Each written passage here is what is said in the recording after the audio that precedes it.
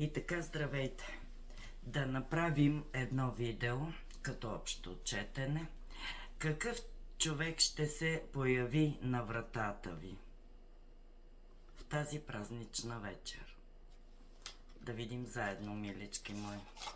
Какъв човек ще се появи на вратата ви в тази празнична вечер? Все пак са празници. Дори да не почука, поне някой да ви потърси. И така, мили мои, да видим кой е той. Заедно.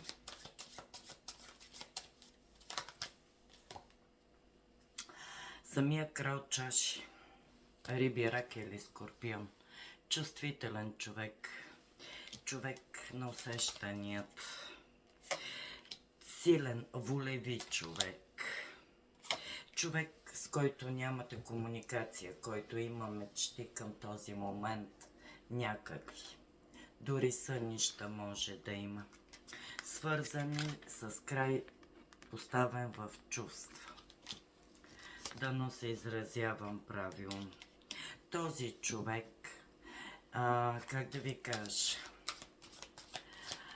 на база на емоции, има желание за проява, за активност, за спонтанно действие тази вечер към вас. Към вас. За него сте твърде важен човек. Може да сте част от семейство. Тук хора ще има движение, раздвижване в дадена ситуация. Празници са.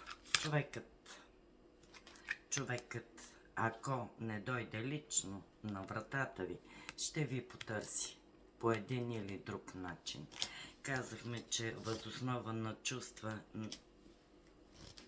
човекът ще иска празник с вас. След като е премислил, след като е осъзнал, след като е разбрал сам вътрешно в себе си, че иска контакт с вас. Просто осмислено решение. Към този момент е имало раздяла, както казахме, но твърде ценни сте един за друг. Сложил е бил край, евентуално, на чувства между вас, но иска подновяване. Направил е своят избор. Иска да нормализира тези отношения след премисляне. Иска ново начало с вас. Дано. Обичам ви, хора. Желая хубава и весела вечер на всички.